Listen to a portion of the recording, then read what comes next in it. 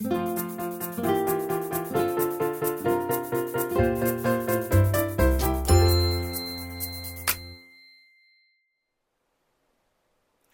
this is Ingrid from Quiltessential Co in St. Albert, and today I'm going to be giving you some ideas and some help for doing Block of the Month 2026.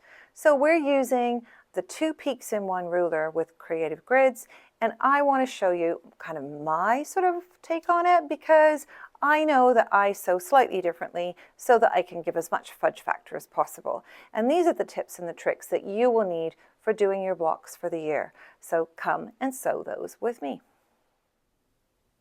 So this is the 2 peaks in 1 creative grids ruler, and there's some things that you need to know about this. There are grippy bits on the back, and if you want to make it even more grippy, you could always spray it with grippy non-slip coating, and that will make it even less slippy, but I find it's pretty good. The things to remember about this is where we're cutting our large triangle. This is where we're cutting our side small triangles. And the white numbers down here are what you're going to be using most of because that is the fabric width, and I'll be telling you what to cut each month. This is the finished size of your unit at the end, and it's exactly the same with the small end.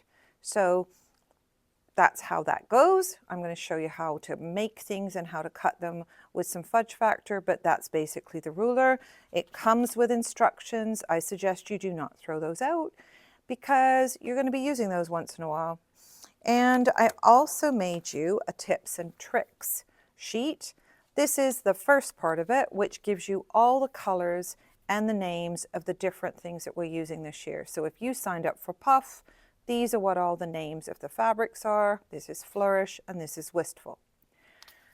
Then there's my notes. So you'll get all these notes, and I'm going over some of this stuff here. So if you ever need to come back and check this video during the year, you can, but you have your notes for every month. And there's a whole bunch of things on those.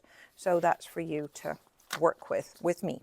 So now we're going to get working on our block, and I'll show you as I go some of the things I need to make my blocks more successful.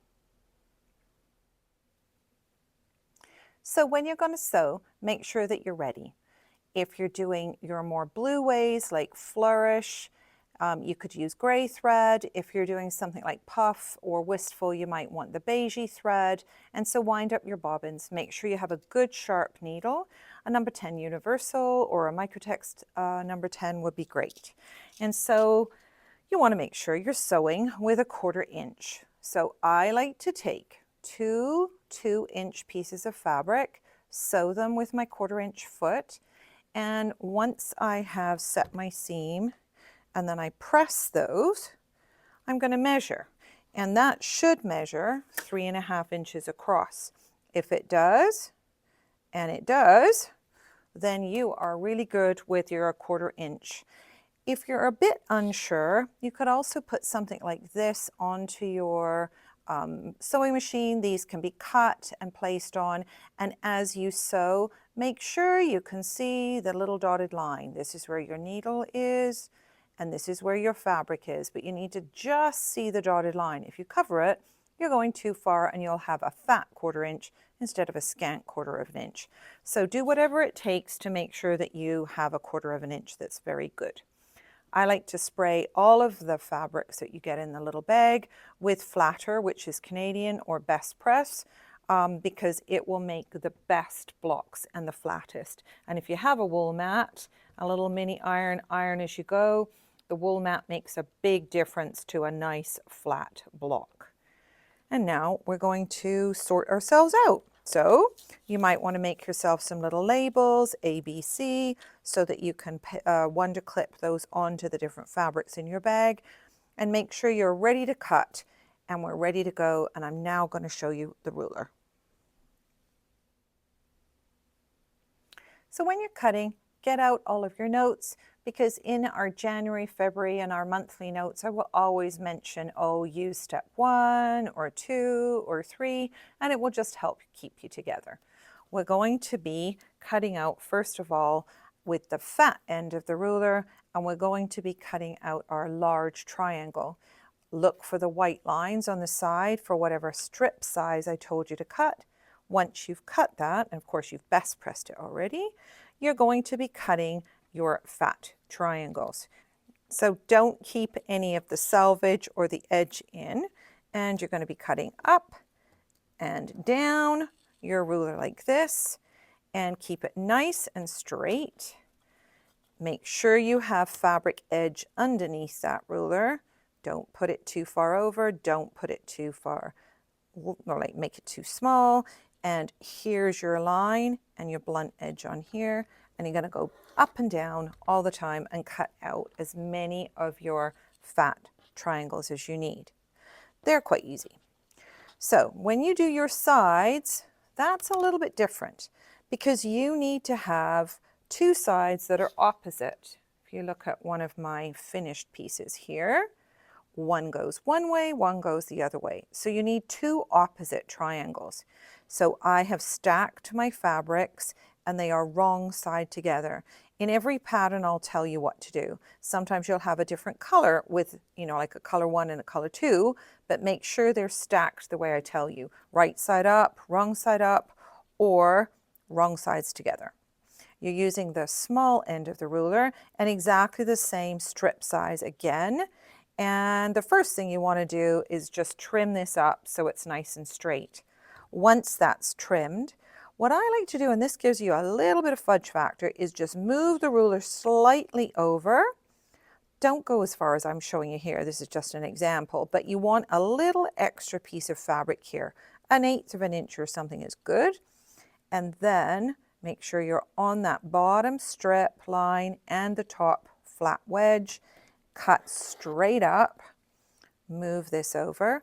Don't separate your units yet. I haven't shown you the last step. And then you flip your ruler over and you're going to cut the next one. Again, leave 1/8 of an inch extra here. If you cut exactly on the edge of your ruler, you're going to end up with a block that has no trimming at all, and maybe it'll be slightly too small for you. So let's give yourself some fudge factor. So just leave a little bit. Make sure you're on that line, on the flat, and you're cutting another set. And you just keep going and cutting sets. Before you take these apart, use the bottom edge of your ruler, and it says right here baseline, and it's from the small side of your ruler. Put the baseline right on the bottom of your triangle and the side right on the edge of the triangle, and you should see a tiny little triangle here, and you're going to cut that off, just that little piece. So that will help you when you're lining up with the sewing step in the next section. So I'll show you that in a minute. Now arrange your pieces. Here's your large triangle. Here are your two small triangles with that tiny little clipped edge. What you're going to be doing is making sure that you're sewing one on each side. This is why we cut them opposite, so one fits over here and one fits over here. And you're going to pick this up, tip it over, blunt end on here, and when you go down to here, you should see a tiny little triangle down here. And if you don't, well, there's something wrong. So go check that. When you sew, I like to start on a little scrap because that little piece otherwise can get stuck into your feed dogs and it's really annoying. It'll get chewed up. So you're starting here where both are flat. And then as you come down here, make sure these are lined up. And you should have a little triangle here, and your stitch should go just in that kind of little bow tie area here where they meet, just here. If you find that you can't see that triangle, you might want to just pull that a little bit, but it typically goes okay. And then you're going to take it over. I like to use my wool mat, set my seam, and then I'm going to press that back. And you can see that you now have a really nice top that's flat, bottom that's flat. And you're now going to take the second piece, flip it over. Again, you'll see flat on the top, and on the side, you should see a little triangle here, and you just sew that all the way down here. If by any chance you've made it look differently, well, you know it's not right. It's got to look weird and kite-shaped over here from making it flip back. So when you've sewn that, here and here, I like to give it a press and then just press that back. And now I should have just a tiny bit of fudge factor. Here this is flat at the bottom, here it's flat at the top, and we've got 1/4 of an inch over for our triangle so that we don't cut our point off. And the halfway measurement, this happens to be 3.5 inches. The halfway measurement, which is 1 3/4, should be right on that point, 3.5 right on the bottom. And you just trim up a little on each side and it's perfect. So that's why I gave you a little bit of fudge factor. And this is how you make a regular large and small triangle. Now I'm going to show you how to do half rectangles. So we're going to take 2 small triangles and sew them together to make a different kind of block. And this is in the back of your tip sheet too.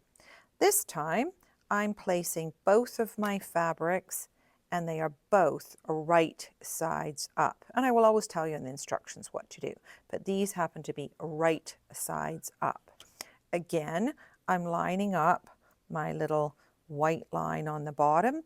Make sure I've got a little bit of fudge factor, and I am going to be cutting across here and flip it around and cut another one. And of course, don't open them up yet and leave fudge factor down here because we need to cut that little corner off down here.